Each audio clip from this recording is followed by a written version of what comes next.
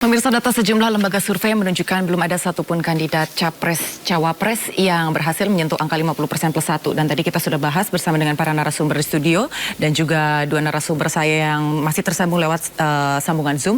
Pak Arya, tadi pertanyaan saya masih ke Anda. Apakah debat ini betul-betul bisa mempengaruhi suara undecided voters atau justru hanya memberikan keyakinan bagi para pemilih yang sudah yakin dengan pilihannya? Baik, saya ingin menyampaikan dua hal ya. Yang pertama, dalam kondisi apa sebenarnya debat itu akan berpengaruh. Pertama, menurut saya, debat itu akan berpengaruh dalam kondisi di mana terjadi electoral volatility yang tinggi atau electoral instability yang tinggi. Kalau kita lihat dalam 1 tahun terakhir, volatilitas elektoral itu sebenarnya terjadi. Jadi ada yang kandidat yang tinggi, sempat tinggi, kemudian tiba-tiba drop. Ada yang dianggap underdog, terus tiba-tiba naik.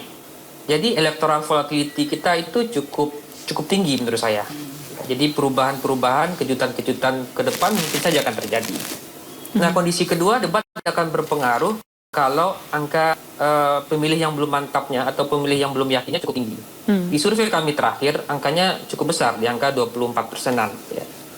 Dan yang ketiga, dia akan berpengaruh juga kalau undecided-nya itu juga cukup tinggi ya. Di kita 10% undecided-nya. Nah, tapi pertanyaan lanjutannya adalah pada siapa dia berpengaruh? Ya. Pertama, menurut saya dia bisa saja akan ada dua output.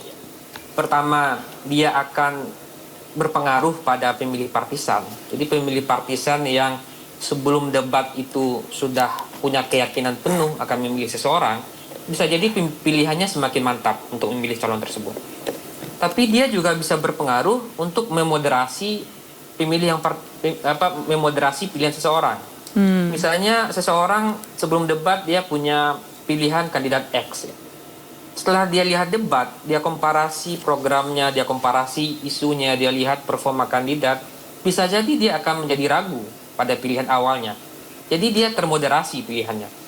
Dan yang ketiga tentu dia akan berpengaruh pada pemilih yang mendasarkan pilihannya pada isu. Misalnya ada orang suka isu soal lingkungan atau ada orang suka isu pada ekonomi. Nah, dia akan komparasi kira-kira mana kandidat yang isunya soal ekonomi, isunya soal lingkungan misalnya yang menurut mereka itu dapat dilakukan. Gitu ya. Nah, jadi debat akan bisa berpengaruh untuk menguatkan pemilihan partisan, tapi pada saat yang sama dia akan memoderasi juga pilihan seseorang atau mengkoreksi pilihan seseorang. Jadi terkoreksi pilihannya bisa juga mungkin terjadi. Oke, kalau kita bicara soal debat, Mas Andi, Bu Eva dan juga Mas Yoga, sebentar lagi kita akan menjalani atau kita akan melihatlah debat ketiga. Dan apakah ada persiapan khusus dari paslon masing-masing dan evaluasinya tentunya dari debat kedua kemarin? Kalau dari Mas Andi apa, Mas? Ya, evaluasi pasca debat 1-2 sudah dilakukan ya. Baik sentimen positif negatif yang terjadi pada saat debat berlangsung, lalu kelanjutan dari sentimen itu sampai 7 hari kami lihat isu apa yang merembes cepat ke bawah, gimmick apa yang kemudian mendapat tanggapan positif dari warga, apa yang menjadi pembicaraan itu kami lihat dan kami sampaikan ke Mas Ganjar dengan Pak Mahfud. Tapi yang paling utama dari debat, baik debat 1, debat 2 maupun debat 3 adalah menguatkan karakter dari kandidat kami. Ya, kalau Pak Mahfud jelas seperti debat 2 itu topiknya ekonomi, Pak Mahfud tidak tampil sebagai ekonom. Pak Mahfud tampil sebagai orang hukum, sehingga terminologi ataupun pendekatan hukumnya Pak Mahfud tampak menonjol. Ya, debat 3 itu debat tentang pertahanan, geopolitik, hubungan internasional. Ini mestinya wilayahnya Pak Prabowo ya sebagai mantan militer dan Menteri Pertahanan. Ya, jadi kami juga tidak ingin menampilkan sosok Mas Ganjar sebagai sosok militeristik misalnya. Mas Ganjar harus tampil dengan ketajaman Mas Ganjar, benar-benar menggunakan pengalaman empiriknya sebagai gubernur Jawa Tengah untuk benar-benar bisa mengkaitkan apa dampak perang Ukraina untuk rakyatnya di Jawa Tengah. Nah, karakter itu yang harus kami gali sehingga kami benar-benar harus bisa mendapatkan apa sih sebetulnya titik terkuat Mas Ganjar sebagai Gubernur Jawa Tengah ketika misalnya membahas geopolitik. Jadi tidak membuat Mas Ganjar tiba-tiba menjadi diplomat yang ulung atau seperti saya ahli pertahanan, enggak. Tujuannya bukan itu, tapi memperkuat sosok utama, karakter kompetensi utama dari Mas Ganjar. Karena nantinya itu akan menjadi jawaban dari Mas Ganjar untuk solusi-solusi ke depannya atas permasalahan dampak-dampak. Khawatirnya kalau Mas Ganjar terlihat jago pertahanan atau Mas Ganjar nanti terlihat jago geopolitik hubungan internasional, terus tiba-tiba orang ngelihat ini calon Menlu aja nih. Bukan sebagai presiden. Enggak, kami ingin Mas Ganjar sebagai presiden. Dan nanti ke Pak Mahfud kami tidak. Kami bilang ke Pak Mahfud, Pak, Bapak itu nanti jadi wapres loh, bukan jadi menteri keuangan. Jadi tampillah dengan karakter hukumnya karena akan bekerja sebagai wapres dengan karakter hukumnya. Itu kami juga nggak ingin terlalu detail karena kami mengatakan ke Mas Ganjar bilang, gua kan bukan akan jadi menteri Bappenas, gua akan jadi menteri juga akan jadi presiden. Jadi nanti yang detail-detail urusannya menteri Bappenas, bukan urusan presiden. Nah, tapi intinya kembali ke karakter terkuat dari kandidat kami dan kami harus berinteraksi untuk memastikan kami mendapatkan karakter terkuat dari kandidat kami untuk setiap isu. Kalau dari paslon 03 menguatkan karakter kandidatnya. Kalau dari 01, Ibu? Ya, kami berharap bahwa debat itu menjadi wadah ya untuk melemparkan hal-hal yang substantif ya. Jadi kita pelajari misalkan dari beberapa riset pada saat debat Mas Anies itu keluar dan akhirnya menjadi diskusi di publik ya, adalah istilah orang dalam. Wah, orang dalam tak gitu. Ternyata dampak orang dalam itu juga terhadap pemerataan alokasi anggaran APBN untuk kota-kota. Kenapa kok hanya Solo yang dapat sekian triliun, tapi di Pariaman 0? Ini apa ini? Itu jadi kita berharap bahwa Mas Anies kembali bisa melakukan pendidikan politik ya, untuk mengungkap dan apa kalau orang Jawa ngumbul nih, apa itu? Menaikkan isu-isu yang kemudian menjadi perdebatan publik yang desainnya adalah hal yang substantif gitu. Jadi kita nggak tertarik dengan hal yang sifatnya gimmick ya.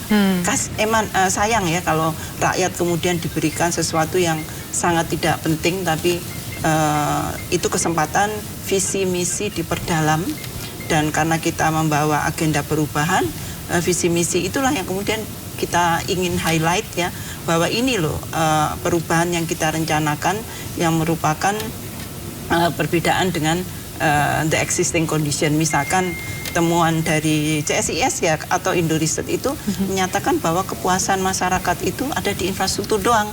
Tetapi untuk sembako rakyat menjerit-jerit, kemudian untuk korupsi rakyat sangat menyedihkan, dan yang terpenting itu adalah unemployment rate kita. Ini yang sesuatu yang tidak ditangkap oleh riset-riset yang menemukan bahwa masyarakat itu happy tapi hanya untuk infrastruktur. Sementara seorang pemimpin nggak hanya ngurusin tingkat level kementerian ya, bahwa ini satu sektor teknis seperti itu, tapi adalah ya pembangunan semesta lah kalau kalau Bung Karno ngomongnya seperti itu ya, pembangunan semesta, dan terutama adalah pembangunan manusianya. Bagaimana kalau istilahnya ya indeks kebahagiaan rakyat itu harusnya naik ya, dengan secure-nya di bidang pangan, papan, dasarnya itu. Ya, berarti sebetulnya ya, berarti kalau bisa saya simpulkan dari 01 bagaimana nantinya politik luar negeri dan lain sebagainya itu bisa berdampak terhadap rakyat kecil, dan itu yang akan disampaikan solusi-solusinya dari pasangan nomor 01. Baik, kalau dari Mas Yoga sendiri sepertinya ini memang bukanlah hal yang perlu diolah lagi, karena memang tadi sudah disampaikan oleh Mas Adi bahwa ini adalah ranahnya Pak Prabowo banget gitu. Apakah ada persiapan khusus Mas Yoga atau memang sudah aman sentosa? Tidak ada persiapan khusus Mbak Anggi, karena debat ini kan sebenarnya untuk menarasikan visi misi seluruh pasangan calon. Kalau di TKN kan ada 8 misi Astacita, 17 program prioritas, dan 8 program prioritas yang dipercepat. Nah, topik-topik untuk debat itu kan sudah diagendakan oleh KPU, kita mengikuti saja, apalagi nanti debat yang ketiga itu sudah inherent dengan kedirian dari Pak Prabowo yang setiap hari juga terlibat, berjibaku, dan berdiskusi tentang hal-hal nanti dalam debat ketiga itu pertahanan internasional dan lain sebagainya. Jadi Pak Prabowo nanti akan tampil orisinal, apa adanya, sesuai dengan watak dan sikapnya yang dari netizen itu menjuluki Pak Gemoy, dan apa yang akan disampaikan di dalam perdebatan seri ketiga nanti itu adalah penjabaran, penjelasan, dan beberapa hal penting yang akan diungkapkan oleh Pak Prabowo, dan biar masyarakat mengerti, memahami, dan selanjutnya dapat memilih Pak Prabowo Gibran untuk menjadi calon pemimpin di pemilu presiden nantinya. Kita akan menunggu debat yang menarik untuk seri ketiga ini, karena perdebatan adalah bagian dari demokrasi, dan ini menjadi iklim yang sangat bagus di dalam peningkatan kualitas demokrasi rakyat, dan akan memberikan wacana yang menarik karena masyarakat juga ikut terlibat dalam proses-proses perdebatan itu, dan ini akan menjadi buah yang sangat bagus dalam proses untuk peningkatan pendidikan politik rakyat. Oke, kalau terkait format debat sendiri, Mas Andi, Bu Eva, dan juga Mas Yoga, apakah ada input atau feedback lainnya untuk debat ketiga nanti? Apakah memang ada format khusus yang diharapkan atau memang sudah mengikuti dengan debat-debat yang pernah berlangsung sebelumnya? Hari ini KPU baru saja melaksanakan evaluasi debat 2 ya. Kami sudah menyampaikan tanggapan tertulis. Ya, salah satu yang kami tekankan adalah aturan yang ditetapkan oleh KPU itu yang benar-benar harus bisa dijaga. Terus kami menyarankan KPU juga menjaga kualitas dari debat, jadi jangan sampai terulang kasus SGIE dalam debat-debat berikutnya. Sebaiknya moderator memberikan kesempatan kepada pasangan calon untuk betul-betul memahami pertanyaan. Kalau nanti seperti kejadian di debat 2, Caimin tidak bisa menggunakan waktunya secara optimal karena harus menduga ini singkatannya apa, yang rugi pemilih. Yang rugi pemilih karena Caimin yang mestinya punya waktu 2 menit untuk menjawab, akhirnya hanya jadi 10 detik karena pertanyaan klarifikasi dianggap sebagai jawaban. Akhirnya kualitas debatnya yang menurun. Nah, itu yang kami tekankan supaya KPU betul-betul menerapkan itu. Kalau dari sisi tema tampaknya sudah disepakati 4 untuk debat 3, ya, geopolitik, pertahanan, keamanan, dan hubungan internasional. Belum ada penambahan tema. Kalau dari sisi format dari segmen 1 sampai segmen 6 tampaknya KPU tetap mempertahankan ya segmen tersebut, termasuk dengan format penonton yang semi town hall. Tapi dari KPU-nya sendiri belum mulai rapat-rapat tentang debat 3. Kami masih menunggu undangan resmi dari KPU tentang. Baik, karena ini waktunya sangat terbatas, pemirsa, jawaban yang sangat singkat. Kalau dari Ibu Eva, seandainya ini memang masuk ke skema 2 putaran, kira-kira skemanya seperti apa, Ibu Eva? Ya, siapa saja nyambung aja ya dari Mas Andi ya, bahwa jangan sampai ya masyarakat itu kemudian diributkan hal-hal yang sifatnya teknis dan nggak substantif. Misalkan soal mic-nya kenapa kok banyak banget, terus Roy Suryo ngomong ya sebaiknya 1 aja kalau memang diganti. Kemudian yang kedua, bolehkah menggunakan atau menambah peralatan lain selain yang disediakan itu, misalkan isu tentang Pampers ya yang dipakai Mas Gibran ya, itu nggak ada larangan, tapi artinya etiknya gimana kok yang satu bisa menggunakan ini, yang satu nggak, kayak gitulah. Mudah-mudahan di yang ke depan ini tidak ada lagi kontroversi yang sifatnya teknis, dan mudah-mudahan tidak ada lagi pertanyaan ya Ini lucu lah kalau Oke. kemudian levelnya menjadi debat paling Baik. rendah kualitasnya. Betul, baik Mas Yoga, ini sangat singkat sekali karena saya harus menanyakan kepada CSIS. Mas Yoga, sudah ada format khususkah yang diharapkan di debat ketiga nanti? Dan tadi ada masukan untuk singkatan-singkatan baiknya yang membumi bagi para pemilih. TKN mengikuti aturan KPU 100% dan seluruh perdebatan itu adalah bagian dari demokrasi dan proses perdebatan itu harus dapat mencerdaskan kehidupan bangsa dan memberikan suasana kehidupan yang riang gembira di dalam pemilu presiden, pemilu legislatif, dan ini menjadi bagian penting dalam proses untuk pembelajaran politik rakyat agar bisa tetap menuangkan ide, gagasan, pemikiran dalam proses-proses politik selanjutnya. Oke, baik. Yang terakhir, Pak Arya, kalau masuk 2 putaran, menurut Anda skema politiknya akan seperti apa? Baik, saya mungkin akan respon soal debat ya, karena ini menurut saya menarik ya. Saya kira pasca 2024 ini, saya kira kita harus secara bersama, duduk bersama untuk membahas format debat ke depan. Karena lama-kelamaan debat akan jadi sangat penting ya. Dan tentu dengan kalau ada perubahan-perubahan yang cepat dari sisi penyelenggara terkait debat, itu tentu juga tidak mudah bagi setiap kandidat untuk beradaptasi dengan perubahan-perubahan itu ya. Nah, karena debat jadi penting ke depan, mungkin pasca 2024 harus ada aturan yang jelas ya. Mungkin juga dari sisi waktu ya, tidak mungkin kita membahas tema yang sangat kompleks, kandidat hanya bicara 2 menit dan segala macam ya.